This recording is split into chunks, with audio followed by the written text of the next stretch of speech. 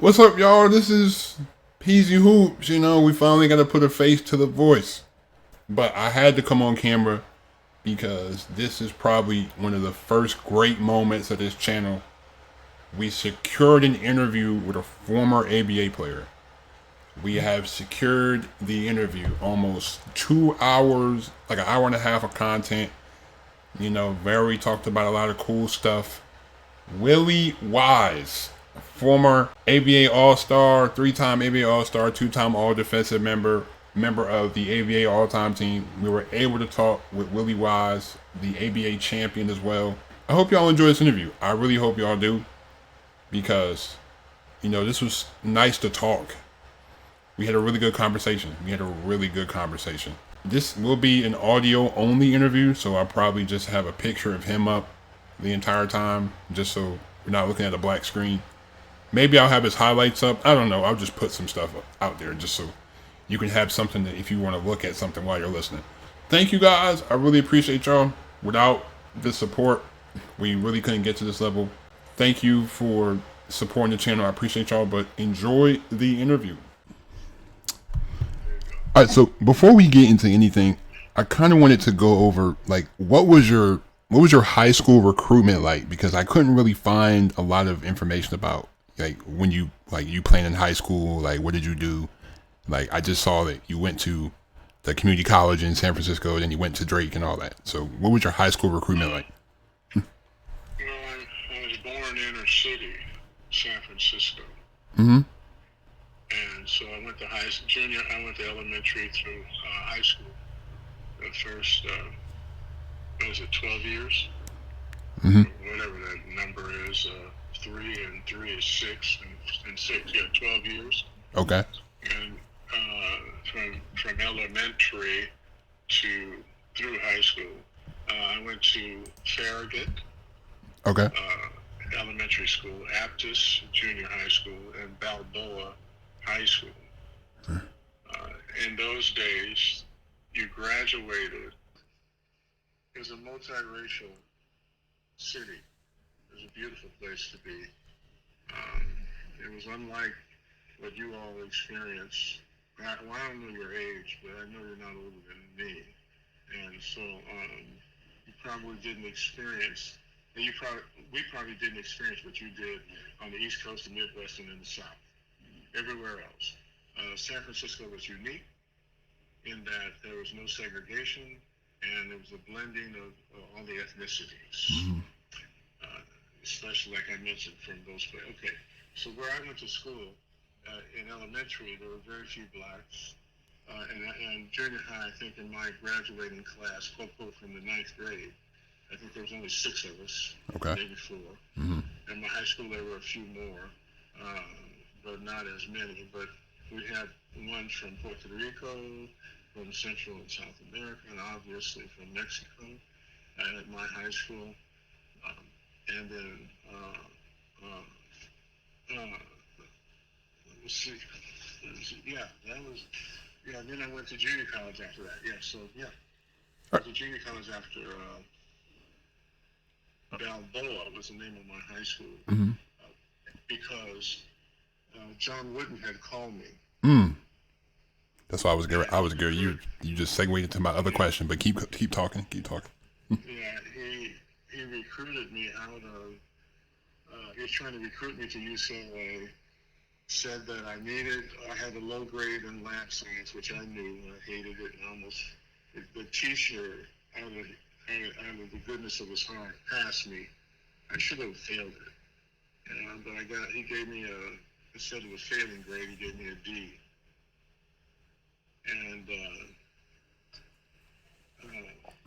And so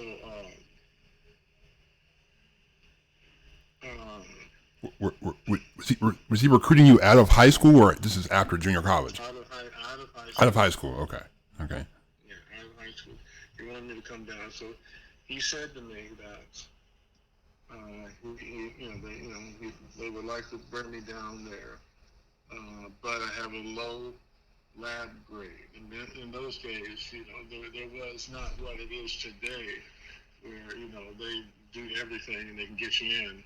In those days, was very difficult for African Americans to. You're African American, right? Yes. Mm-hmm.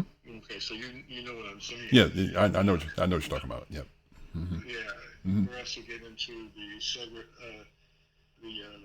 integrated white schools. Right. Integrated, and so it integrated predominantly white schools. Mm-hmm. The universities of whatever, you name it, Washington, Oregon, you name it, UC Berkeley. So the admissions, the entrance requirements were a little bit steeper. So he said, they can't get me in. That's what he told me, unless I bring up that grade. So he was the one who told me to go to the junior college. Right. And bring up the grade, and after 1 year, they would bring me down to UCLA. Were there other schools recruiting you out of junior college? Like, were there a lot of other? Out of junior college, there were a number. Out of high school, there weren't that many. Okay, but like, yeah. UCLA was one. Mm-hmm. University of San Francisco, USF. San Francisco, yep. Mm-hmm. I honestly don't remember any more than those two. Okay. Yeah. All right. And then, so I thought, okay, that's great. So I went to that's why I went to San Francisco City mm-hmm. to bring that grade up, which I did. Right. And but after that 1 year, they had Lynn Shackelford. I'm referring to UCLA, along with a guy that I think his name is Kareem something.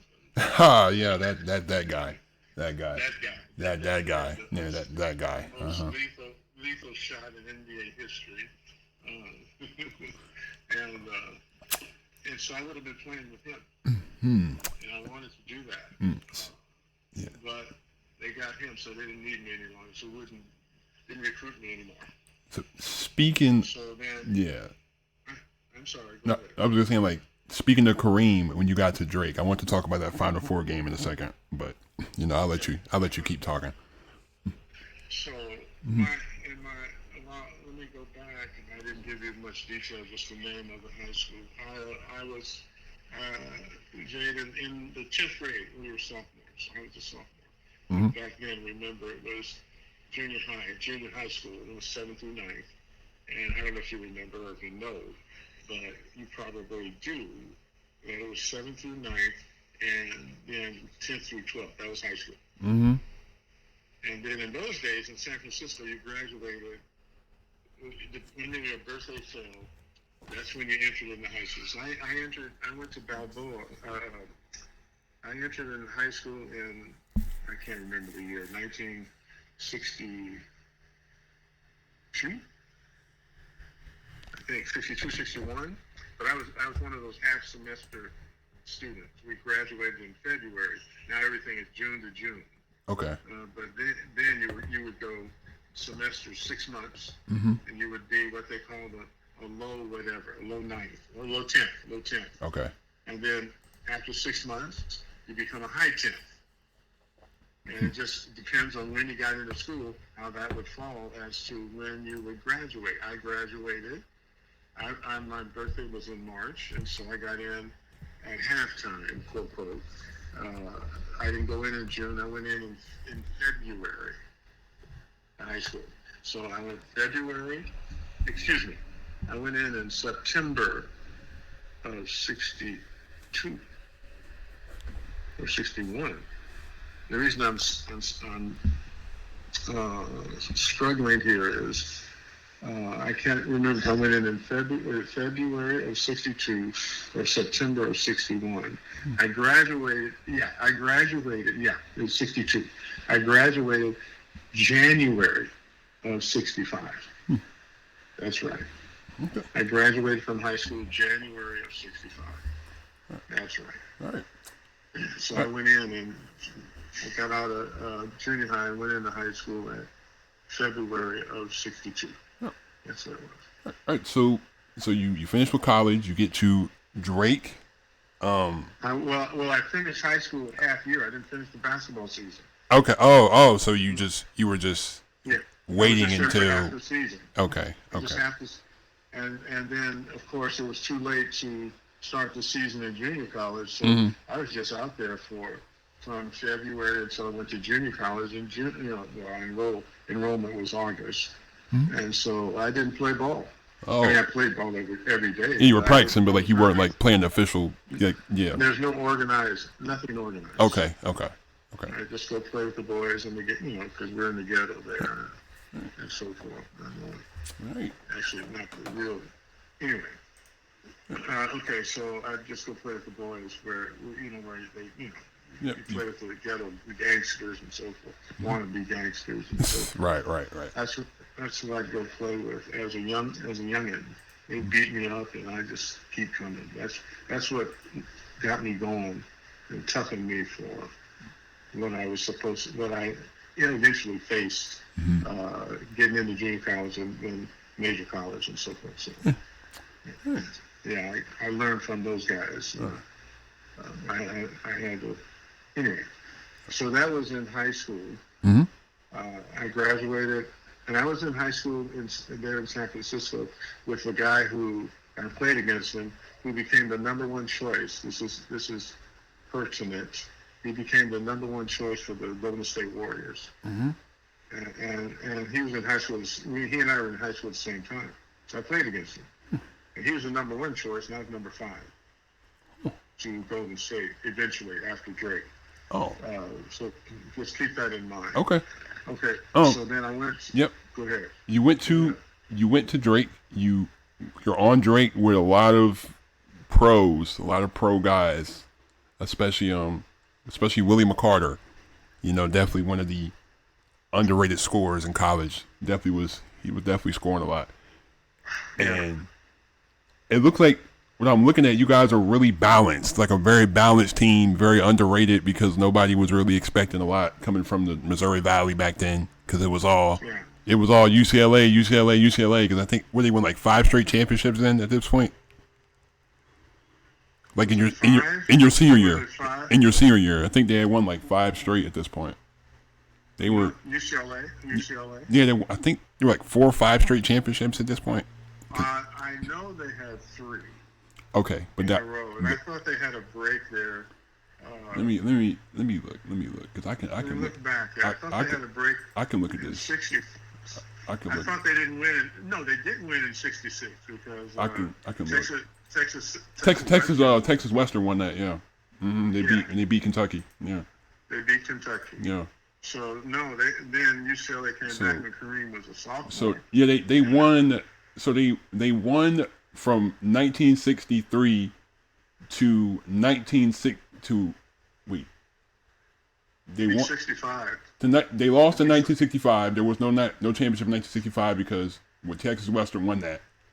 And then after Texas Western won, they won 1, 2, 3, 4, 5, 6, 7 straight championships after that. And then like that, but oh really? Okay. Yeah, when we go so I wanted to go to the Final Four game because I watched it again. Like I just watched the whole thing, and to me, it just seemed like they were calling a lot of ticky tack fouls on UCLA. To me, it just seemed like. You mean on UCLA? Like on UCLA, like they were calling a lot of fouls for UCLA, like real tacky. Jaden, I don't remember that. I don't know. I quite honestly, I thought it was refereed rather fairly. I don't recall. I mean, maybe after looking at it, I'd go back and say, well, yeah, I remember that. But right now, just sitting here, having not seen the full film, I don't recall it. I was looking like they shot a whole bunch of free throws in that game, and then like they did. They shot a lot of free throws in that game. They definitely did. Yeah. We did not. Yeah, I don't know. I don't know if you were. I shot 5%. I think I had 7 free throws. I made 5. I can look right now. I can look right now. So, let me see what you got. So, in this game, you had 13 points and 16 rebounds. You shot 5 for 7 from the field. Oh, from the field. You shot 5 for 7 from the field. You made 3 or 4 of your free throws. But it seems like you were the only one on the team that was really like hitting a lot of shots because it seems like Willie shot 37%, Don shot 5 for 13. Dolph Pulliam shot 4 for 14. Yeah, so. Yeah. They picked the wrong time to go Colts. Right. Mainly Willie McCarter, then Don Draper.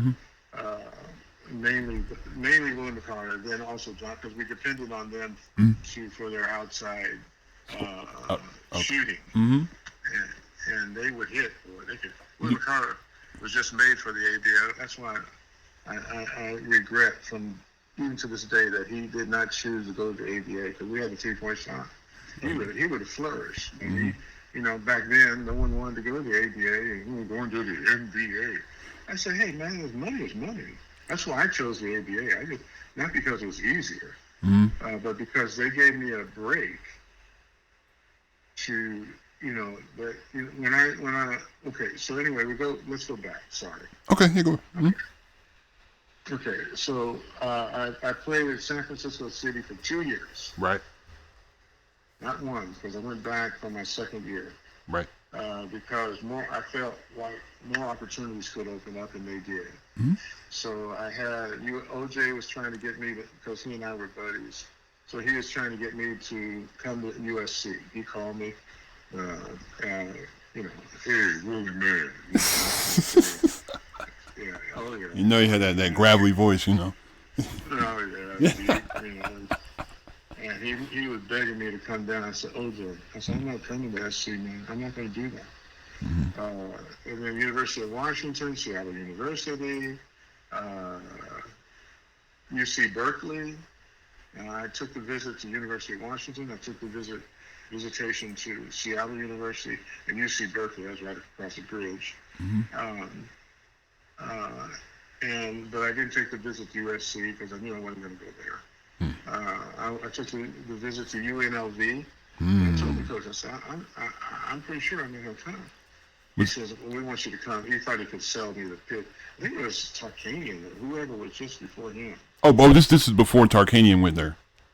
Yeah. Okay. Okay, this is before Tarkanian. Okay. I think. Jaden. I know. Okay. I know. I understand. Okay, so then I took a visit to North Texas State.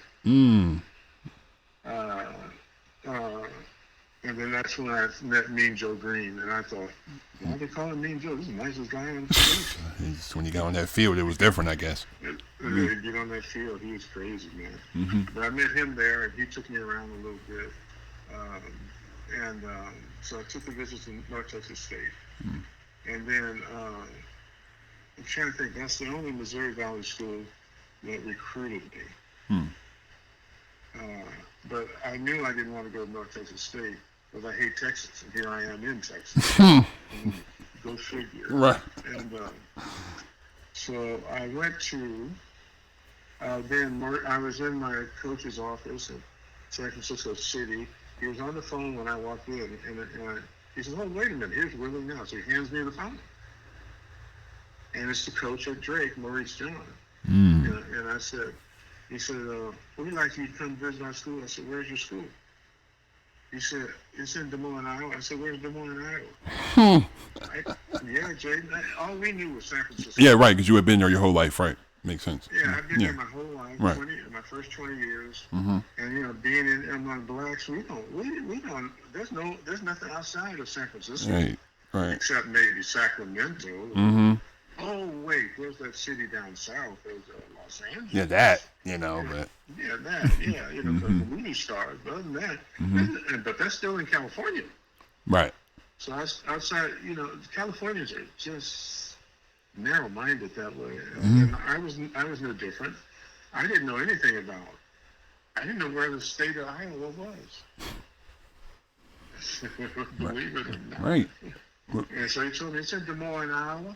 I said, where's that?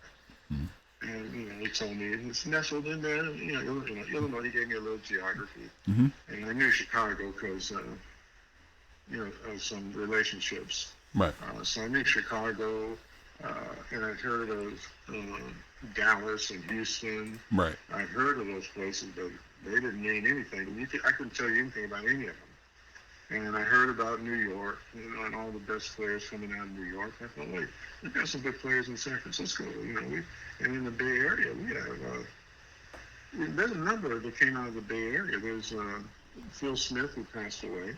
He played for the Warriors. I remember Phil Smith. He played for the Warriors. Yep. And then there's Phil Chenier. Remember him too. Yep. Yeah. He was good, man. He was good, man. And those are the two, us three, that made it in basketball. Now there's many more. But at that time, definitely.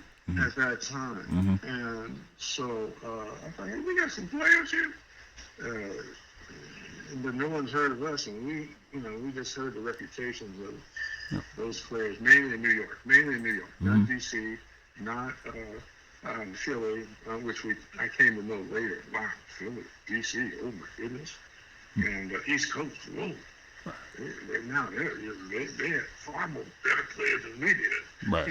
That kind of thing. Okay, so anyway, he gave me a little geography. And he said, I want you to come see our school. I thought, why would I go to wherever this place is? Go to Des Moines, Iowa, right, when I've been in California the whole time. All right. Yeah, I'm a native California. I was born there in inner city San Francisco. I lived there, did all my schooling there, junior high through high school, so forth. So, but there was something about him that convinced me to take that trip. So I did that visitation, and what sold me or caused me to sign the deal was Dolph Pulliam. Oh, Dolph Pulliam. My running mate at forward. And he, you know how when you go on these recruits, you know this, Jay, they kind of want you to play, pick up, and so forth against. The guys who were already there, right? Yeah. Current players, And so, this trip was no different. I remember going to Seattle. We played. Did I play at University of Washington? No, I didn't need to play at UC Berkeley because, again, right across the bridge. North Texas State, I did not, because I knew I wasn't going there. UNLV, I did not. But Drake, I did. I played. And I found out years later, that the head coach, Maurice John, told Dolph Pulliam, you do not guard Willie. Because Dolph Pulliam was a monster of a defensive player. He was so good. That's why I learned a lot from him. And so everybody talks about Willie, the two-way forward defense. I learned a lot from Dolph Pulliam. And did he go to the league? He got drafted by Boston, and he didn't want to go. And he carved out for himself a wonderful career there at Drake. He was assistant athletic director. He was in radio and TV. He did well for himself. Good, awesome. That's great. Yeah, and he has his health, see. Whereas all the rest of us are all broken down and surgeries and all that. He looks great. He sent me a picture of himself here about 4 or 5 days ago. I thought, man, this guy looks like he can still play. Yes, I love that all you guys still keep up all these years later. Yeah, we do. But more so in the pros. Right. More so in the pros. Understood. Yeah. Not as with Pulliam, I keep up with. And he was the one who kept me abreast as to McCarter's condition and ultimate death. And then McCarter's son called me also. But anyway. So Pulliam, he and I had it was May. I took the trip in May. It snowed. And being from San Francisco, I had only seen snow once in my life. It was like powder. It dropped and then it was gone 3 hours later. Right. 4 hours later. So basically, I've never seen real snow in my life. And it snowed pretty heavy there in May. And the coach said, no way now, he's not going to come now. And so we go outside after having a meal, and William and I have a snowball fight.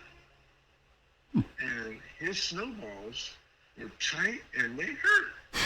And mine was just poof, because I didn't know how to do it. Right. And he could, he's from Gary, Indiana. Yeah, so they're used to it. Yeah. They're used to it. And I'm from San Francisco. Yeah. So it was so much fun with him. Mm-hmm. Well, the thing that's number two. Number one was we play the game, pick up on Saturday. And so I'm eating everybody alive. I'm eating them alive. And Purim got mad. And so he told the guys regarding me, he said, I'm taking Willie now. I'm going to guard it. And he shut me down. And I thought, no one can shut me down. I couldn't do it. He was so good. And so he earned my respect. All right. That's nice. And he's probably the nicest man in creation, and pretty close to it, one of the top, 30, 20, whatever. Mm-hmm. And then we had that snowball fight the next day. Mm-hmm. So Saturday, I'm a believer, Jaden, and I pursue the Lord. So we don't say Sunday, we say the Lord's Day. Right. So the next day was the Lord's Day, and we had the snowball fight. Mm-hmm. And it snowed Saturday night, and then the Lord's Day, of course, is obviously still there. And they were going to take me to the airport, and that's when we had the snowball fight. I was so impressed. I said, I'm going here. I'm going to be with him. And that's why I chose Drake, because of him. Awesome. And the snowball fight. All right. That's why I chose him. All right. So, you go ahead. Go ahead. I didn't want to be on the West Coast because Kareem do what they did. And no one's going to beat him. I thought, if I have a chance, then I have to go elsewhere. Right. Rather than get beat up in at that time, the Pac-8. Yeah. And so I thought, I'm not going to play in the Pac-8. So University of Washington, I love you. I wanted to go there. UC Berkeley, I didn't care. My mother wanted me to go there, but I just really didn't. And UCLA, I told you about already. Mm-hmm. They didn't want me after the second year, after my first year at the junior college. And then I didn't want to play at USC, only because Kareem is basically right across. Yeah, and you were going to play them so many times a year anyway because you're in the same conference. Yeah. Right, yeah. Right. Right. No matter where I went. University of Washington, UC Berkeley, UCLA. Yeah. I mean, not UCLA, USC. Mm-hmm. I want to go get me. Right. Which they did. Mm-hmm. So I thought my best chances of making it to the pros, I was thinking about that then, Right. was to play against them Mm-hmm. in another conference and, show what we can do. Yeah, show out. At Yeah, that time, mm-hmm. at that time, Jaden, Missouri Valley was the toughest conference in the nation. Mm-hmm. You just mentioned the Missouri Valley earlier in this call, but I don't know if you really realize they were the toughest conference in the nation at that time in the 60s. Mm-hmm. You had Louisville. Mm-hmm. Yep, Louisville. Mm-hmm. Memphis State was really good. Mm-hmm. Cincinnati. Louisville, Memphis State, Cincinnati. I'm looking. Drake. Yeah, I'm looking. Bradley, Yeah. St. Louis. Yep. Tulsa. Tulsa was ranked number 2 or 3 in the nation. Mm-hmm. So Tulsa, North Texas State, At and Wichita State. Yep. Mm-hmm. You got them all. Wichita State. Yeah, you got them all. Yeah. Mm-hmm. And the reason they didn't have good records was we beat up each other in the conference. Yeah, everybody was playing each other, and yeah. Yeah. For example, we played Wichita State at the Roundhouse in Wichita. They beat us by 1 point. Mm-hmm. Wichita State comes to Drake. We beat them by 1 point. Right. That's how tough it was. Right. We go to Louisville. They blow us out by 30. Louisville comes to Drake. We blow them out by 30. But mostly it was like Cincinnati. We beat them 69-64 or 69-65. Things like that. Memphis State was a tough draw for it. Bradley was really tough for us. St. Louis, we had Rich Neiman, the 7-footer, but he wasn't that tough. North Texas State beat us 118-99 in Denton. You were embarrassed. they come to Drake, we crush them. So we beat up each other. They were the toughest conference in the nation. Then you had isolated schools. Back then, even was Purdue. and North Carolina. Yeah, Purdue with like Purdue they had like Rick Mount, Bill Keller, Herb Gilliam, guys like that. Yeah. That's Purdue. That's Purdue. Yep. That's exactly right. Mm-hmm. And they could fill it up. Mm-hmm. And so Rick Mountain College was definitely he was he was he was serious. Yeah. Oh man, he could shoot, man. Yeah, he could shoot. Oh man, he could fill it up. That 3-point line was made just for him. Yeah, he would have definitely averaged probably 40 or more with the 3-point line, definitely. In college. Yeah, in college, definitely. Yeah, in college. Yeah, in college. Okay, yeah. All right. So we finish. I'm saying you get done with Drake, and well, we had isolated schools. Uh-huh. But the Missouri Valley from top to bottom was the toughest conference in the nation. Okay. And so, and then Oscar Robertson was my hero. So I forgot. That's the third reason I wanted to play where he played. I didn't want to go be in Cincinnati. Mm-hmm. So I wanted to play in the same conference Oscar Robertson played in. Oh. Yeah. We had Bush Beard, we had Wes Unseld, we had Larry Keenan. All those were in the Missouri. Yeah, right. Mm-hmm. McCoy McLemore. Mm-hmm. They were all in the Valley. Right. And Warren Jabali. Oh my! Nobody knows about him, man. Oh my goodness. Yeah. He was a beast. He was a beast. He was a beast. He was a beast. Oh man, he was a senior when I was a junior. I mean, 6'2", playing small forward. I mean, what can you really say about that? Right. 6'2", playing small forward, and he was mean. Right. And then Tulsa had what's the guy that went to the Cavaliers, Bobby Smith. Mm-hmm. Oh yeah. Mm-hmm. He stayed 8 years, I think. Was it all with Cleveland? I don't know. The Cavaliers, I can't remember. The Bingo Smith. I know who you're talking about. Yeah. Mm-hmm. Bingo Smith. Yeah, he played for the Cavs. I think he played his whole career for the Cavs. I know who you're talking about. Yeah. Okay. Yeah. Okay. So Tulsa had Bingo, man. Mm-hmm. And I'm thinking of North Texas State had Joe Hamilton and Lee Winfield. He played with the Seattle Supersonics. I think didn't Joe Hamilton play in the ABA? I feel like I recognize that name. Little Joe played in the ABA. Yeah, I recognize that name. I'm like, yeah. 6, 8 years. He was good. Shoot the three. Joe is, I don't talk to him much, but every now and then I'll go to touch with him. Joe Collar. Yeah, Jumping Joe Collar. Yeah, he was yeah, man. He was Arizona. He was Arizona State, but still, Joe Caldwell was. Yeah, he was nice. He was nice. I'm sorry, I went from college to the pros. No, you're good. So then I chose the Missouri Valley.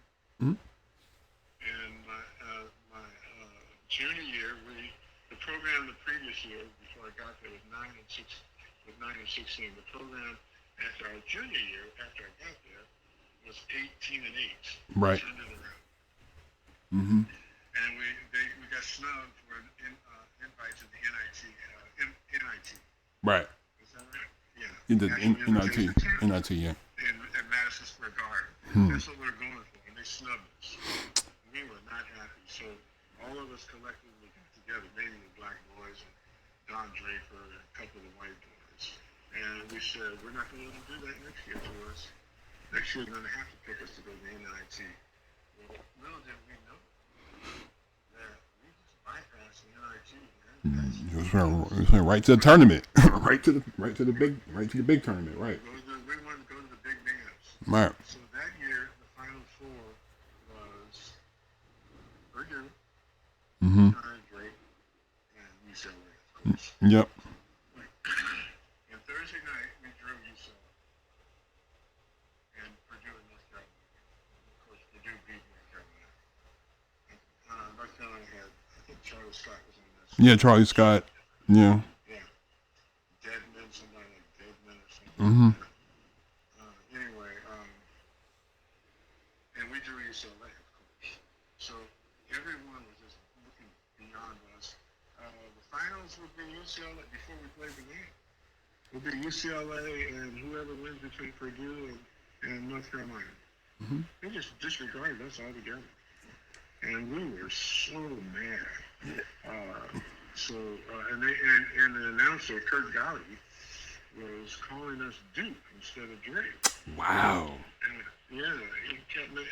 That's So, crazy. You know, You made it all the way to the Final Four, and then like, we came out of the Missouri Valley. yeah, nobody really expected you guys to. I understand. Yeah. And we were not Tulsa or Louisville was supposed to come out. Mm-hmm. And we beat them both. And so, you know, who is this Drake? Who is that? I don't know if you remember, but I looked it up and it said that like Curtis Rowe had said something to you like during the game, like he tried to like say the game was Yeah, he did. In those days, Jaden, there was never that trash talking on the court. Yeah. We never talked. We just went out, played, and went, go to the locker room, shower, go back home, or go to the hotel, whatever the case may be. That was it. Right. And so in the first half, we had UCLA on their heels because we pressed them rather than succumbing to their so-called notorious press. Mm-hmm. We pressed them, and they were shocked. No one ever thought to do that. Everybody always thought, how can we beat the vaunted, notorious UCLA press? And so the coach said, we're going to press them, and we did. And it just shook them up, man. They didn't know what to do. And so at halftime, we were down by 1 point. And everyone was shocked. We're only down by 1. They thought we'd be down by 20. And so we start the second half, and they start pulling away from us. So then there's a free throw. This is this Curtis Rowe experience. There's a free throw. We foul them, and they are shooting 2 free throws, which would put them up by 13, which eventually did, I believe. Okay. So I'm in the inside slot, lining up on the free throw line there, and Curtis Rowe is next to me. And so he turns to me and he says, "It's all over now, baby." Man, Jane, I was hot. Number one, where do you get the ball to say that? And number two, you know, what do you mean it's all over? Because they were going up by 13. Mm-hmm. I can't remember exactly. There were 10 minutes left, 7 minutes left in the second half. I don't remember. Somewhere in there. And so I turned back to him and said, "We're going to show you how we play in the Missouri Valley." And, and then we start coming back. And with about 10 minutes to go in the game, the score was 83-80. We scored. And, you said you saw it, so you saw it. And made the score 83-82. Mm-hmm. With about 7, something like this. I'm just going purely on memory. Yeah. So 7, 10, whatever, 3, whatever seconds to go in the game. And Kareem, they wanted Kareem to inbound the pass because, we couldn't distract the hill was so high. Mm-hmm. And he was cursing them. "Get open, mind the ball." Because we're trying to steal the pass. So we're overplaying everything. Mm-hmm. We're not getting, Kareem, you're going to get a 5-second call, if anything. Right. And he finally inbounded to Shackelford. And that's who Paul Quinn shut down the whole game.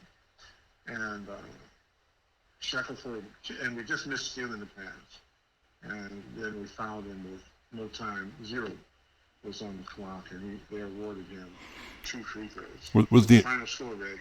Was the initial plan to, were you gonna foul the inbounder, or were you just gonna just play the you're playing the pass? You were playing the pass. Okay. Okay. Steal the pass. Okay. Because they were such good free throw shooters. Right. And the guy who beat us was not Kareem, it was John Valerie. Yeah, I saw he had like 29 points in that game. He had 29. Kareem only had 20. Only, I say. Yeah. I had 25. John Valley beat us. He had 29, man. And so, okay. We missed stealing it. And they awarded them 2 free throws as everyone's walking off the court because the clock shows 0. And then he makes both of them. So the final score read 85-82. Mm-hmm. That's how that happened. Right. I think what you saw that. Okay. Right. So you I don't think you. What were you saying? I don't think you know this though. Mm-hmm. And that is, so and then we run North Carolina off the court in the consolation. In the third place game, yeah.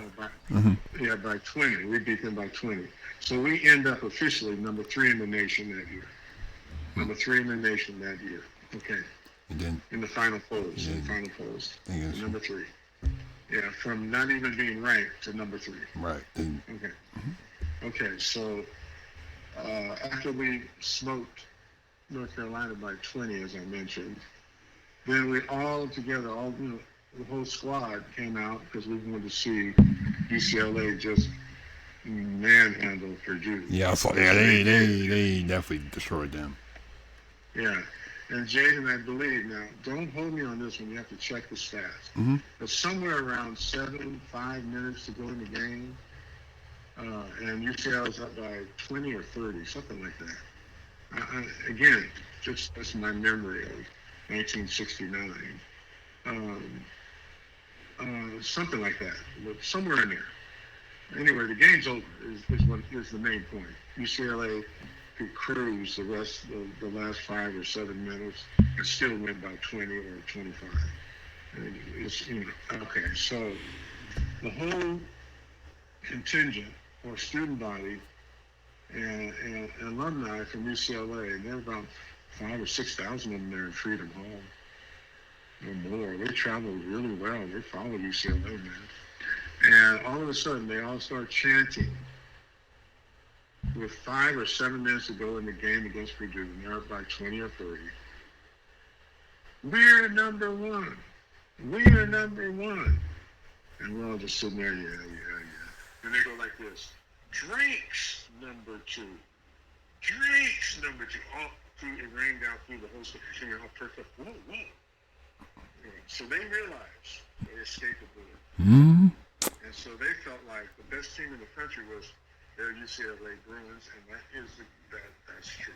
But they felt like we were number 2, not Purdue. I mean, do you guys feel like you would have beat Purdue if you would have faced Purdue instead of UCLA? Jaden, that year, no one could beat us. Right. All right. And we almost had them. Right. We were good, man, and we weren't that big, but we because led by John Dolph Williams, not Willie McCarter on defense, and me on the rebounding. Right. And nobody could score on us, man, except UCLA. I mean, because they had North Texas State. North Texas State. Oh, yeah, because they had they had 120 points that one game. You said almost. 118. Yeah, 100 almost. Yeah. Yeah, almost 120. 118 they got against us. Yeah. We felt embarrassed. And we went in the hotel after we showered. And we had a team meeting, no coaches. And it was led by Dolph Williams. And we were just yelling in a very good way, not in an antagonistic, criticizing, condemning way. In a very good way. We were excited. And he goes, we have to do what our jobs are. And so everybody, just do your job. And everybody, yeah. We were on a roll then. No one could beat us. I think we rolled off 20-some straight victories. Through the regionals with Texas A&M and Colorado State. And Colorado State was good, man. Man, I could. You know what? Let me check this, guys. Let me check because I can see. I don't remember the 14. Was it Colorado? In the which one? In the Midwest region. So when you went to the tournament, you faced Texas A&M first. Then you guys beat Colorado State. And then who was the 14 though? In the regional? Let me see. In my regional, Texas A&M, Colorado State, Drake, and. Let me see. Hold on a second. Let me see. One second. Is it Colorado? Yeah, it was Colorado because Colorado State beat Colorado. Yeah. That's it. Yeah. Okay. But, we didn't play Colorado, so I don't even remember the other team. We didn't watch them. Yeah, you guys. You guys ended the season on a 10-game winning streak going into the tournament. Yeah. There you go. Yeah. But was only 10. I thought it was 20. Okay, 10. I think because you had lost you said you lost to North Texas, and then you beat Memphis the next game, and then you rattled off 9 straight wins after that. Okay. Yeah. Mm-hmm. Okay. You have it in front of you. I'm just going. Yeah, I understand. I understand. You're going off of memory. Mm-hmm. I just know that no one could touch us. Right. And then we beat. We just manhandled, and they were much bigger than us, Texas A&M. Mm-hmm. And then we come in against Colorado State, and they were good, man. But we were a little tougher. And a little quicker. Yep. And, they had this guy named Cliff Shegog. He could score. We put William on him. That's it. End of story. He's out. And then on Bingo Smith, we put William on him. That's it. He ain't scoring. Mm-hmm. Right. We just put William on him, man. And he shuts him down, man. I've never seen it. Anyway, so then we beat Colorado State, and then we go, and then UCLA beats us, and we beat North Carolina. So we finished 3 in the nation. Mm-hmm. And I was talking to someone off the record, so I thought, a reporter, and I didn't see a pad or pen or pad, or tape recorder, or anything. Right. And we're just talking like you and I are talking like right now, and I made a statement. I don't know, because then I was seeking reality, and I was seeking the Lord, but I didn't know it. And so eventually, my best buddy in high school, in junior college, we played together for those years, like 4 years. He was a Jehovah's Witness, and he told me that when I got back to Iowa, check out the Jehovah's Witnesses, which I did. And I really liked it because it was a real contrast to the hypocrisy that I was seeing in mainstream, historical, mainstream, traditional Christianity. Right. Especially with the denominations. So I thought, man, I'm done with those. That's all a lot of hypocrisy. So I started going with the Jehovah's Witness. And then after my junior year, I stopped going to their meetings, only because I got real busy with studies and playing. But I said to that guy, I said, I might want to be a Jehovah's Witness minister. That's what I said. That's ignorance speaking. Mm-hmm. Obviously, I know that now, but that was ignorance speaking. I don't know if you're a Jehovah's Witness or not. I don't know what you are. I'm not trying to be offensive. I'm just telling you. You're good. Say what you need to say. Yeah, I'm not. So I thought, okay, please. I'm not attacking anyone. I'm just saying my experience was I thought I wanted to be a Jehovah's Witness minister. This was 1969 during the Final Four. He puts it in the paper. I read it. I thought, whoa, wait a minute. I didn't know you were interviewing me. Wow. I was just talking. That's kind of... And so then the ABA picked that up, and they said, well, this guy doesn't want to play, so we're not going to waste a draft choice on him. That's why I wasn't drafted in the ABA. Mm-hmm. And then the NBA, Golden State drafted me, but they took the guy that I played high school against. They took him number 1. Mm. What in? They didn't take me. In 69? Yeah, 69. Bob Portman was his name. Oh, Bob Portman. Let me see. 1969 NBA draft. Oh, their number 1 pick of that draft. That draft. Oh, their number 1 pick. Okay, I'm gonna say number 1 pick. Their number 1 pick. Their number 1 pick. He wasn't the number 1 pick. Oh yeah, okay. I was like, yeah. Yeah, he was Golden State's number 1. What round did they pick him in? Because he went to high school there. Mm-hmm. And we both went to high school in inner cities. He went to SI and I went to Bal. He went to St. Ignatius. I went to Balboa. Oh, Bob Portman from Creighton. Okay. And then he went on to Creighton, and I went on to Drake. All right. Oh. So Bob Portman went to play at Creighton. Then he got drafted number 1 by Golden State. For the number 1 choice of Golden State. Yeah, they're number 1 choice in that draft. Yeah, understood. I should say San Francisco because they weren't Golden State. Yeah, but they were going to change eventually. So we know what that means. We know what that means. You know what I mean. Yeah. You know what I mean. Okay, and so I was number 5. Mm-hmm. And so then when I got a representative, small time, and my coach Maurice John was very bothered that no one in the ABA drafted me. So he wrote to ABA teams, and 3 of them responded to him, inviting me to camp. One was Kentucky Colonels. I didn't want to go back to Kentucky. I wanted to get out of the Midwest. I wanted to get out of the South. The second was New Orleans Buccaneers. I did not want to go to Louisiana. And the third was the LA Stars. I'll go back to California. So that's why I chose camp to try out with the LA Stars, which ended up being the best choice. Man, you guys had a squad your first year, man. You had a really good team. We went to the ABA Finals that first year. Yeah, you got Matt Calvin, Wayne Hightower, Warren Davis, guys like that. Craig George Raymond. Stone, Craig Raymond. Yep. Merv Jackson. Mike Butler. Anyway. Were you playing? Did you? So it seems like this was the only year that you played power forward. Like, were you? No, I never played power forward. Oh, they never had you at the 4 at all?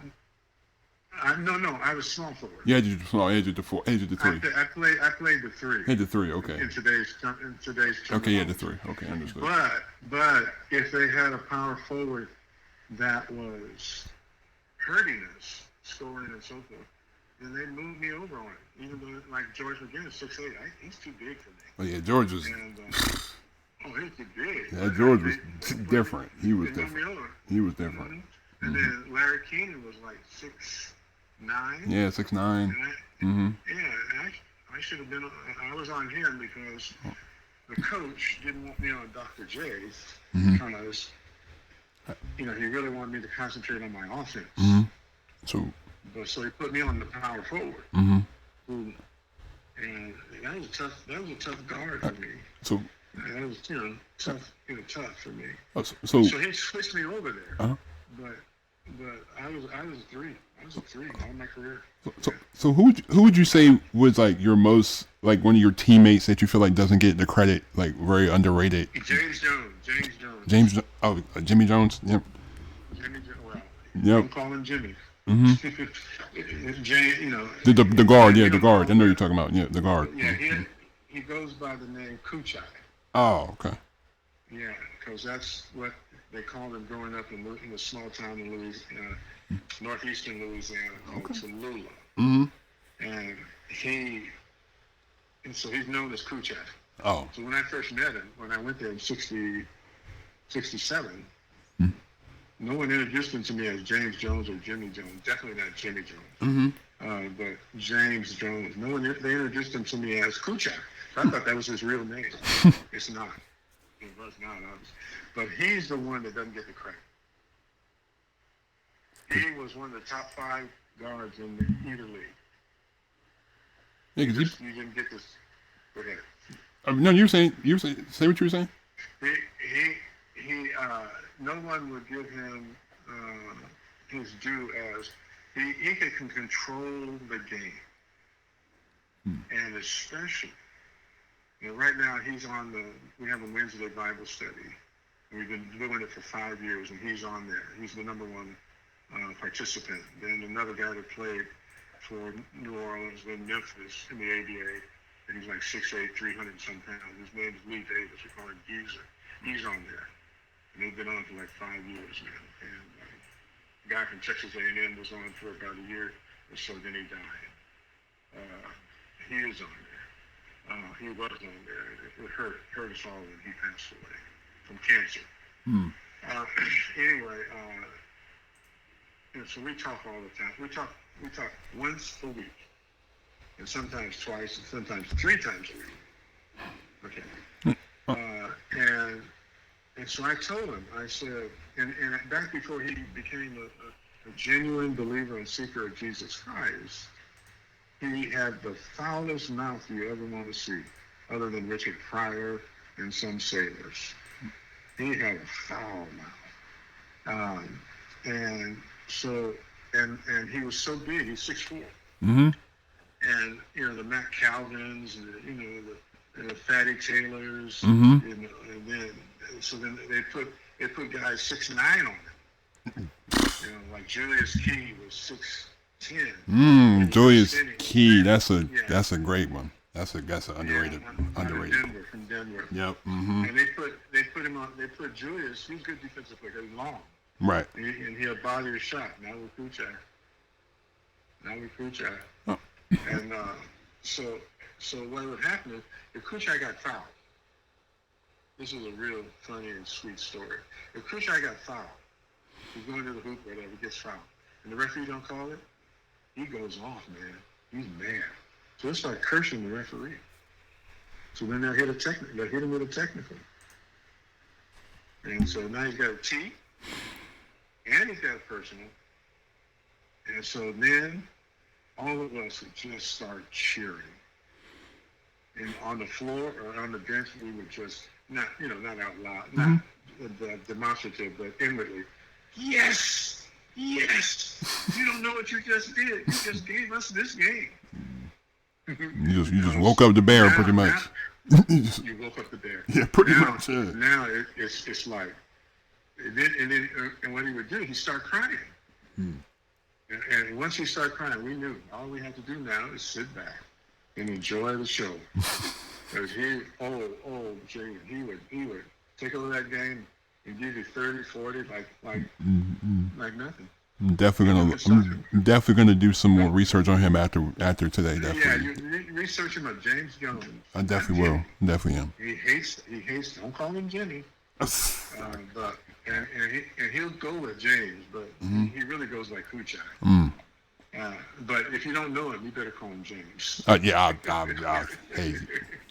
call him James then. Yeah, call him James. All right. So you guys barely miss out on the championship the rookie year. You got 71.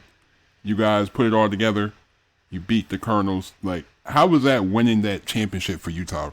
Like, how was that? It was euphoria because at that time I didn't think there was anything beyond, winning a championship, whether it be basketball, baseball, or football, Super Bowl, World Series, NBA Finals. Right. I didn't think there was anything in life beyond that. That's how deceived and narrow I was until I got regenerated, received Jesus Christ, and I thought, whoa, where have I been? Right. But at that time, I hadn't received him as my Savior, and so it was glory. It was nothing like it. And I'm with the guys I love. I said, you don't know this. And this one you don't know about me. And that is, after that year, we beat Kentucky. The next year, or the year after, I can't remember. I think it was the next year. I believe it was next year. My attorney was Zelmo Beatty's attorney, a representative. His name was Larry Fleischer. And Fleischer got a hold of, we call Zelmo Beatty Slim. He got a hold of Slim. And he said, hey, tell Willie I can get him to the Knicks and make more money if he's willing to jump to the NBA. So yeah. So you don't know this. And so then Slim, he lived in the same apartment complex. He lived upstairs. I lived one floor down. And so Slim called and said, and I'm homeboy. He said, hey, homeboy, what you doing? Slim, I'm just here. He said, I'm going to come down there. I said, okay. He says, hey, homeboy, Fleischer called me. He said, he told me to let you know he can get you to the Knicks and get you a contract, which was really much better than what I had. Much better. And more solid and guaranteed and everything. And so I said, Slim, I looked at him, Jaden. With my two best friends on the team, that I loved dearly, was Kuchar and Slim. Those two, in my book, could do no wrong. No wrong. I love those two. Slim passed away in 2013. That hurt. Yeah. That hurt. I'm definitely gonna look more into Zelmo too, because I definitely had plans to look into Zelmo too. Oh man, he was Kuchar didn't, before Kuchar got there, Zelmo was the engine. And And he, oh man, Summer Baby, Slim, oh man. Don't you ever say anything bad about Slim to me. No one, and I mean no one, can say anything bad about Slim or Kuchai to me. And so I said, Slim, I said, what do you say? Because I really looked up to him. He was my mentor in ball as well as in life. And so I looked up to him. I just looked up to him. Sorry. And I said, Slim, what do you say? He said, homeboy. That's what he told me. He said, homeboy, I'll never get in anyone's way in making the money. You got to make the money. He said, but I want to win one more championship before I go out. And my knees were going, his knees were going, his body was really breaking down. He said, I want to win one more before I go. He said, and I know I can't do it without you. That's it. That's what he said. That's what he said to me. I said, Slim, I'm staying with you. And I said, tell Flash, I'm staying here. And I stayed with Slim. Yeah, and stayed with him. And I know. I never regret it. I've never regretted it. Never to this day. I don't regret it. I stayed with Slim. And it seemed like after you guys won the championship, just like for you personally, it's like you kind of flipped the switch in the way you were playing, because you were like really establishing yourself as one of the best guys in the league, because you went from, I think, 71, you went from like 16 a game to 23 a game and 10.5 rebound. So like, what was that switch what was that? Slim and Kuchai. Okay. Kuchai came the year after that, but I just told you about Slim. And the next year, Kuchai came to us. Yeah. And so we stayed together. We were there 3 years. So I had two of my boys there. I had Slim and I had Kuchai. So and they were always pushing me. Slim would say this to me on the court, Jaden on the court. He said, homeboy. He'd yell at me like that. Look for your shot first. And if you don't have it, you want to dump it off, that's fine. He'd say it like that to me. Look for yours. And then he'd set a pick.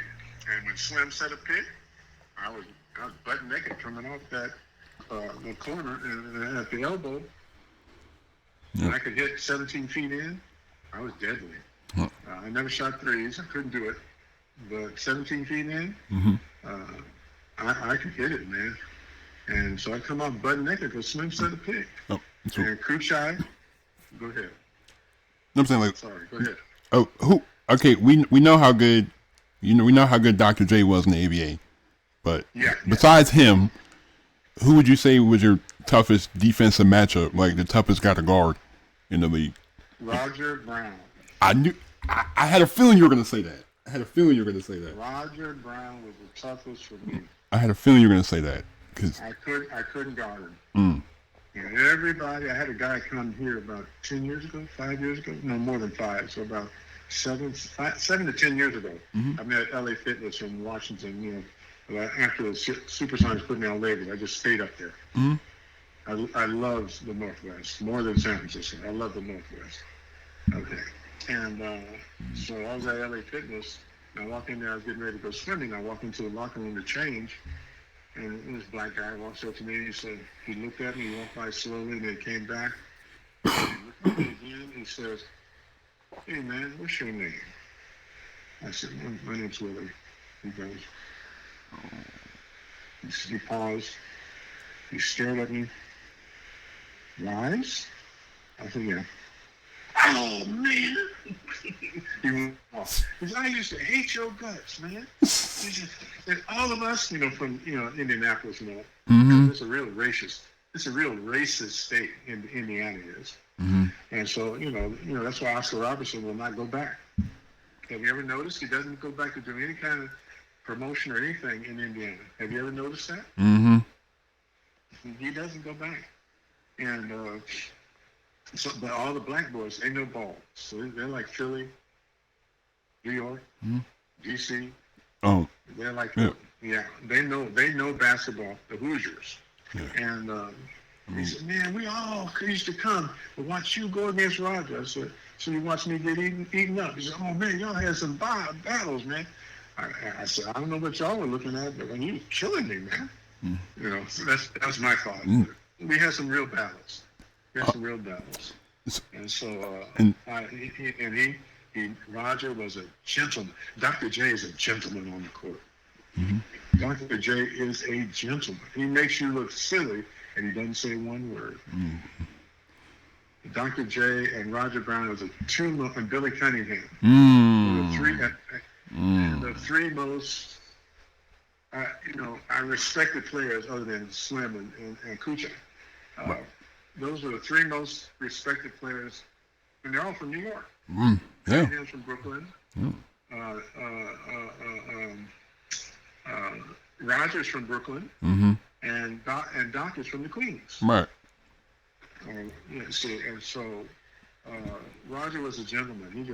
And we go at it, man. We battle each other. How good were the Pacers really back then? Because it seemed like they just dominated. They dominated. They definitely dominated. Yeah. It was always us against the Pacers for the first 4 or 5 years. Yeah. If we got by the Pacers, we go to the championship. So we went to the championship round against the Pacers my rookie year. We oust the Pacers my second year. The third and fourth year, they oust us. The fifth year, we oust them, and we go to the championship against Dr. J. And that's right. It's like you finally get past the Pacers, and then you got to face Dr. J in the finals. Then you got to look at, when you get past Roger Brown. Then you got to face Dr. J. Right. You're looking at the Doc. Right. You're looking at the Doc. Right. I mean, he was terrific, but Roger takes your, okay, I don't know if you've heard this expression. He dismantles your mentality. Yep. You lay in bed. I got Roger tomorrow. Okay, I know what he does. So I'm gonna stop this. Roger's okay. I just do that. And then you go, wait a minute. Then you try to stop that. Say, okay, I'm gonna go over here. And he'll shoot the three. He'll drive, and it's like his feet never touch the ground. It's like so smooth. It's like he. I looked at this highlights. It's like he played like somebody would play today. Really, like he played really like somebody would play today. Like he had the all the step backs, all the leaning jumpers, all that stuff. And he can nail the three. See, you had a lot of guys that played in the ABA. Well, of course, the guys that jumped over Cunningham, jumping Joe Caldwell, Connie Hawkins started in the ABA. But you have a lot of guys that could have dominated the NBA. Roger. Yeah, that BS with Melinas. That's. With who? Yeah, I wonder how he got banned from the league in the beginning. Yeah. Like. And then so you had Roger that they never got to see, and then in his heyday, Ralph Simpson. Yes, he could play, man. He was nice. He was definitely nice. He was definitely nice. He was nice. Simka is living in Denver right now. Roger died of cancer. Kuchar is alive. Slim died of cancer. Connie died of cancer or heart attack. I think it's cancer for Connie also. But I'm telling you, Connie was a gentleman on the court. I love playing against Connie. He was a gentleman, man. All those guys from New York, because they're so good, they don't have to talk smack. Right. You just go out there and hoop, and that's really just all it is. That's it. And they can hoop. My goodness, Roger Brown, Dr. J, Connie Hawkins, Billy Cunningham. I could go on and on, man. All those guys were just super terrific. But the one who gave me the most trouble was Roger Brown. So. And then the Doc. Yep. I mean, the Doc gave everybody. The Doc gave everybody trouble. If we're being honest, he gave everybody. Yeah. He gave everybody. It's a toss-up between the Doc and Billy Cunningham. Billy Cunningham was like, I think he came in and won the MVP. He came in and won the MVP his first year, I think, as soon as he came in. Did he? Okay. I think he did, yeah. Okay, he deserved it. All right. So we get through Utah. You definitely 3 years after you won the championship, you made the All-Star teams, you made the All-Defensive teams. Yeah. And so does the team fold? Is that why you went to Virginia, or like do they have financial issues or? You don't know this. this story. Okay. Yeah. Kuchai was trying to negotiate his contract, Mm-hmm. and they didn't want to pay him. They're trying to, lowball him. And then the NBA had been after him for the longest, especially the Bullets at that time. The Wizards, the Bullets. The Bullets, yeah. Mm-hmm. And there was the Washington Bullets at that time. Yeah. And so they offered him a guaranteed contract with much more money. And so the Stars let him walk. And that crushed me. And then I can't remember which came first, he or Slim. But yeah, because I know this is the point where like Virginia is almost like on its last legs as well too. That's the part about it too. Yeah. They're running out of money. Yeah. And then Doc had left. Ice had left. So they had Doc. They had Ice, and let's see. I think just those two. So Doc had left, and then Ice had left. So they didn't have any stars. Quote. And so, but I didn't care because I definitely didn't want to go to the West Coast. So I looked at Cool Breeze, and you could see the hurt in his eyes. And I just wear my feelings too much on my shoulders. When I'm playing with someone, I'm vested in them. Right. And and that's we were not that big, but we just loved one another. No one scared who scored. And when Kuchai got fouled and got the technical and he started crying, all of us just relaxed. Game over, like I already said. And so, but obviously, Zoma told him, homeboy, look for your shot, man. And Kuchai would always come at me, driving hard at me. Come on, boy. I mean, I have to come right behind him. And he would stick that big old derriere in the chest and stomach and chest area of my defender as well as his. I just come off of it, and I'm up in the air now. Every time. I'm up in the air. And like I said, I was pretty accurate from 17 on there. 20 was about my limit. Were you dealing with injuries at this time when you were with the Squires? I was dealing with injuries my whole career. Okay. My first year, my rookie year, I had bone spurs. Which requires surgery at the end of the year. Right. That's why I couldn't play that well in the championship round against the Pacers. But Bill Sharman said this. He says, he wanted me to suit up. I said, okay. And he said, after a while, the Pacers, Roger Brown was going crazy. And he said, Willie, can you go in there? I said, yeah. Yeah, I can, but I only have one leg. He said this to me, Logan, and I appreciate it. And I appreciate something he wrote about 5 years ago or 10 years ago before he passed away. But he said, you're better on one leg than what I have out there on two. It stuck me in the game. I was dragging my right foot around because it hurt. But I was trying to guard Roger, and that was a joke. And so he said, so I had that first injury, and I had surgery the following off season, or May, June of next year. Understood. And then that's 70. That's 70. In 70, 71, I didn't have very much. 71, 72, I didn't have very much. And in 72, 73, I had condylation of the lateral ligaments, so they had to go and clean it out. You clean it out, yeah. 75, they had to go into so that was the lateral side, medial side, and the lateral side, and 75. And then I had to work my way back from all those. And then in 76, I went to the NBA with the Denver Nuggets. And my knee, I still hadn't fully rehabbed my knee.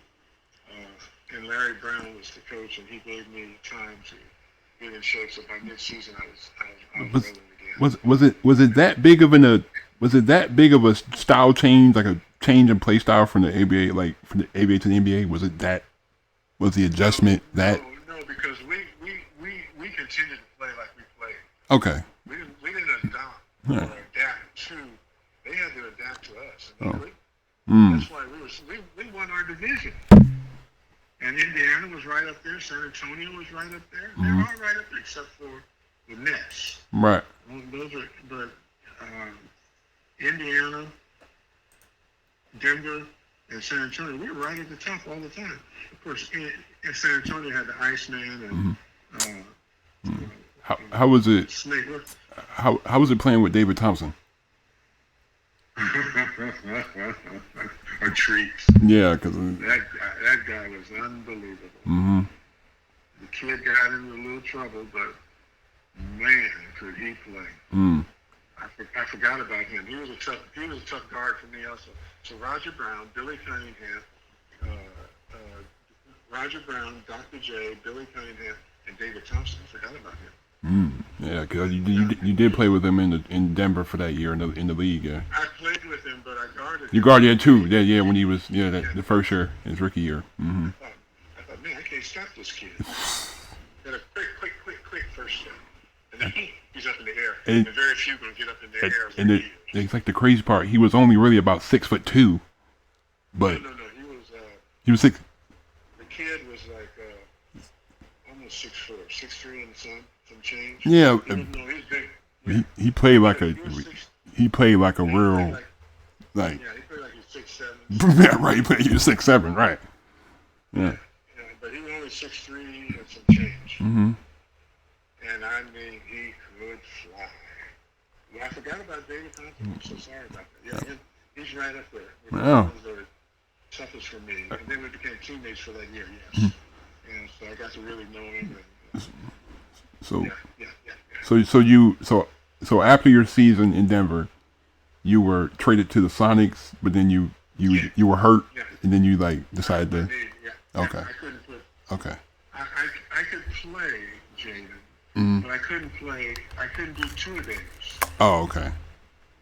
Okay, so you want me to practice in the morning, then you need to give me the evening off. If you want me to practice in the evening, I need to get the morning off. I couldn't do 2 days, but the coach was then Bob Hopkins, and Lenny Wilkins had gone up into the office. And Lenny Wilkins was the one that traded for him. He wanted Paul Silas, and he really wanted the human eraser. He was a beautiful human being, the human eraser. You know who that is? Don't look it up. I'm not looking it up. No, I'm not. I'm not going to. Oh, wait. The human eraser. Oh my goodness. Marvin Webster. Oh, yes. I know what you're talking about. Okay. We're all at practices over in Denver. All of us are in Denver. David Thompson, racer, human eraser, race, because we're going race, and Bobby Jones. Yep. And, like Dan Issel. And Is. Is, Bobby, Race, and the kid. The kid is David Thompson. They wanted to have a jump off. And so, and the kid is like 6'3" and some change. Bobby Jones is 6'9". Is 6'9". Race is 7 foot. Right. Pure 7-footer. Okay, so they had a jump off. Now we're sitting there watching. The practice is over, and they're saying, hey man, let's see who. Is got to about the bottom of the square. Bobby Jones we call BJ. BJ got a little above the square, a little above the bottom of the square, but higher than Is. Right. Race, the human eraser, got a little bit from the top of the square, from the top of the backboard. He missed it by probably. I'm just guessing. I don't remember accurately. 3 or 4 inches. That's all. So he was well above the square. The kid was just a hair below Race. Whew. Yeah. Ooh, man. Oh, man. Yeah, David was different. Definitely was very different. Oh, man. Oh, my goodness. Fly, man. Oh, my and goodness. He could shoot. Yeah. He could shoot. And you couldn't sag off him either. Yeah, that's the thing. Yeah. Oh man, the kid. I forgot about that. How could I do that? Anyway, San Antonio had James Silas. We call him Snake. He had Snake and Iceman. And then Indiana had Indiana. Yeah. And then Denver, we had the Kid, Yep. DJ, Mm-hmm. and the Human Eraser. Right. And so we didn't change our style of play. We were up and down the court, shooting the three. Boom, boom. So the NBA had trouble with that. Of course, when we first went into the NBA, those 4 teams, they didn't have the 3-point shot. Mm-hmm. But we shot from 3-point distance. Yeah. But they didn't have the 3-point shot. They refused to take it. Listen to this, Jaden. I don't know if you know this. They refused to take the dunk contest. They refused to take the 3-point shot. I actually, when I was doing my research, I looked at they had an unofficial one, the NBA did, and like the first seed, like 77, and then he had like, I think Darnell Hillman won it. And the dunk contest? They had like an unofficial where they were dunking in between the half times of the games. Oh, okay. Yeah, okay. And then like, but the thing is, he didn't get his credit for it until like 40 years later, which always confused me, because that kind of confused me.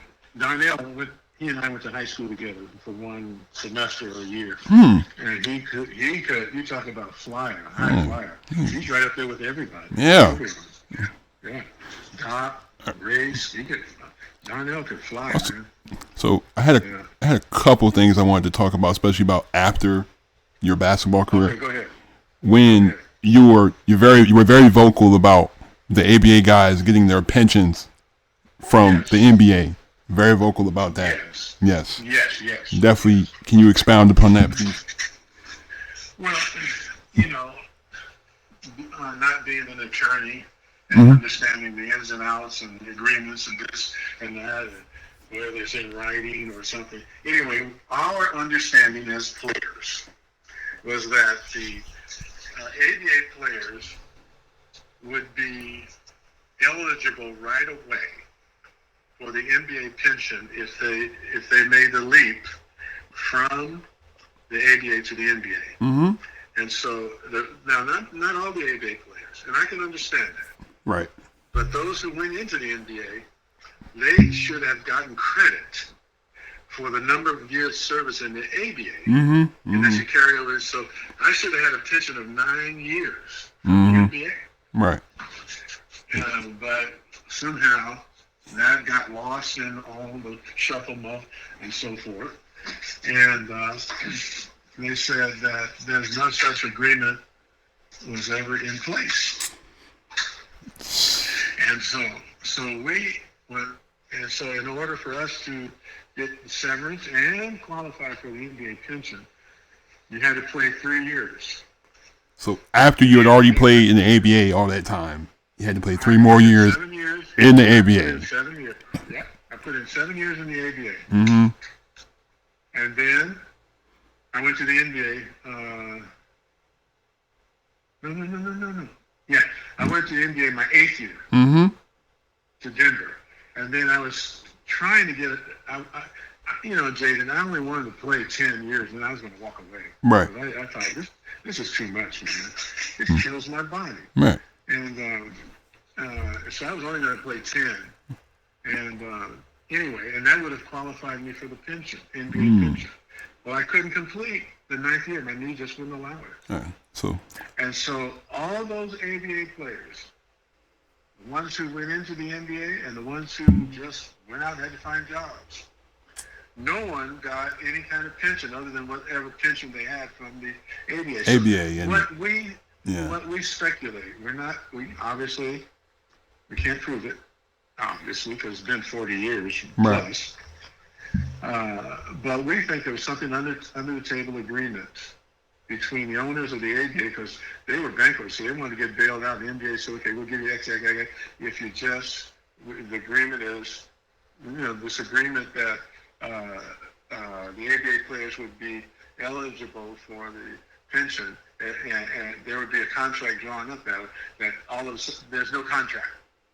And so if you agree, then we'll give you, this is my speculation. Mm-hmm. And if you agree, and I'm surely open to being wrong and adjusted, but this is just what I think. Mm-hmm. The fact is, though, none of us got anything. And so there are a lot of writers and so forth. They wanted to put pressure on the NBA to do right by those, at least by those ABA players who went into the NBA. Right, understood. But couldn't play the 3 years to qualify for the pension. And then for ABA players in general, now I don't know where that comes in. I don't know how that factors in. You know, the players that didn't go to those 4 teams Understand. and into the NBA. I don't know how that. But I do know. Excuse me. I do know. Yeah. So I got. I do know that, Yeah. I do know that they did not. They, referring to the NBA, didn't want to take any more ABA players. None of them would be eligible, as I mentioned, and so they go by the wayside. And then, but a lot of them, they don't even have money to be buried. George Carter, they had to take up a collection to bury him. Sam Smith, you probably saw that. I don't know if you saw that. It went viral where he's laying on his deathbed holding the ABA ball. Because he used to play for Kentucky, the Colonels. He played with us. He was one of my teammates. Sam Smith. I know who you're talking about. Yep, I know who you're talking about. Yep. Yeah, that photo went viral, and and so the attorneys they knew that they couldn't prove and produce paperwork showing an agreement that you get retroactive, but you get retroactive pay for the number of years of service in the ABA once you went to the NBA. Okay, that's fair. Now, right. Other players who didn't make it over there, I can understand that, but take care of them in some kind of way. Right, understood. Sometime. Right. If you're absorbing the whole league, Yeah, exactly. Right, it would make, Yeah, and look what we did. Look what we, old ABAers, did for the NBA today. Right. If it wasn't for the ABA, there's no Steph Curry. Right. Think about it. I mean, he can shoot deep, but he's still only 2 points. He'd still be 2-pointer, right? He'd still only get 2 points. Mm-hmm. And we paved the way with Doc and Connie.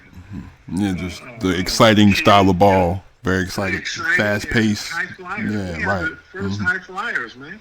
Doc was unbelievable. The kid was unbelievable. Darnell Hillman, man. And then we had in the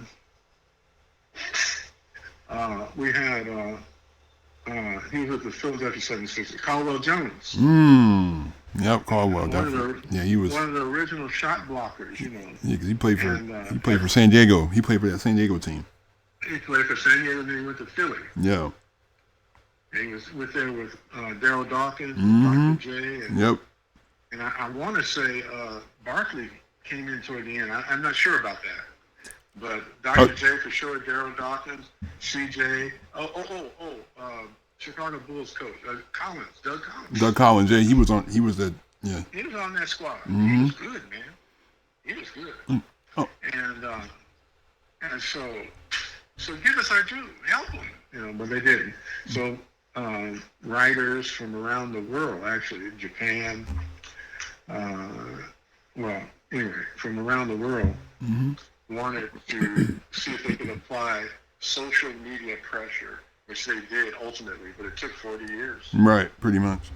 Now think about all the, not just the players that went from the ABA to the NBA. How many of those was died, let alone those? Yeah, in that 40-year time frame, and didn't get anything for their service, right? Yeah. Other than the Sam Smiths, the George Carters, Watutsi, that's Frank Card, and so forth and so on. They how are they going to make it? So they applied pressure, and then this agreement finally came out, and they couldn't say that there was something in place that all of a sudden disappeared. Puff. Because there was nothing there in the beginning, right? Yeah. Otherwise, they'd open themselves to lawsuits. Right. So they come up with this way to save face and to look benevolent before the NBA fan base, and that is, we want to give respects or credit to those players who helped make the game as exciting as it is today in the next 8 years. So we have established a fund of $25 million to be distributed among the surviving ABA players who went into the NBA, and they will get X amount of dollars until they die. Once they die, we don't get it. My wife, my family don't get it. Right. It's just. Oh, it's terrible. Just to act like you were doing something, pretty much. Yeah. They wanted to look good, stay safe. Right. But it did help a lot of us. Mm-hmm. And it is helping a lot of us. But what about the others? And what about Sam Smith's family? Right. John Beasley's family? These brothers died. These players died. Oh man. So I've been a voice. I've been trying to be a voice in whatever way I can to bring attention to, the discrepancies. Mm-hmm. Okay. No. So-called or believed discrepancies that took place back in 75 and 76. And I mean, all those teams, think about it. Mm-hmm. Think about it. Salt Lake City went by the wayside. Yep. And now there's the Utah Jazz. Right. New Orleans went by the wayside. And now it's the Pelicans and all that. Yeah. The Dallas Chaparrals went by the wayside. And now they're the Spurs. The Dallas Mavericks. And the Spurs and Mavericks. Yeah. So, well, the Spurs were one of the four. Yeah, one of the. Yeah, they did. Yeah. But I'm talking about the ones they didn't take. Right. Carolina Cougars went by the wayside. The now they're in Kentucky. I'm surprised they didn't take Kentucky because that team was. I think they had won the most games in ABA history. But then the owner decided to sell the team. They all types of weird stuff. Yeah. Man. Yeah. See, so. What was that last season like? What was that last season like? Where did the players already know that the league is about to be done? Yeah. We didn't know the details, but we knew that because it was down from the front office to the team and so forth that we are running out of money, we're bankrupt, we may have to fold.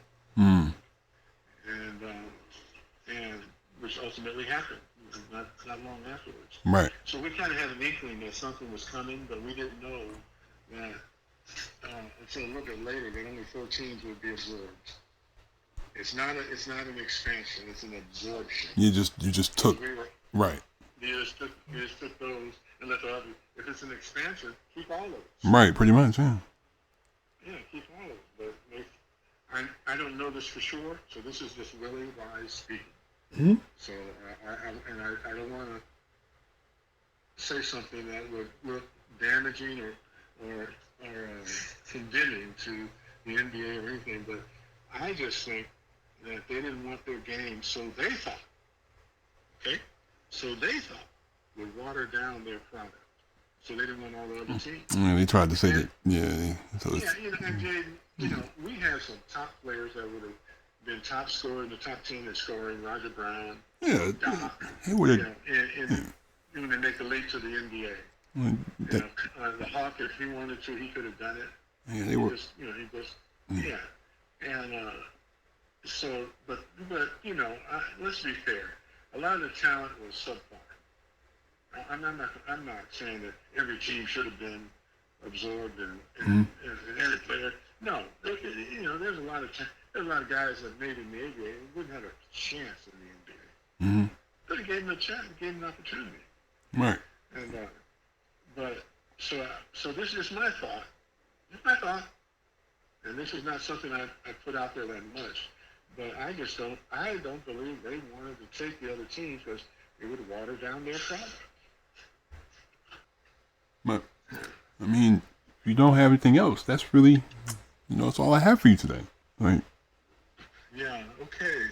I thank you for taking your time out to talk to me. I really appreciate it. You're very welcome. Yeah. Very welcome. Yes.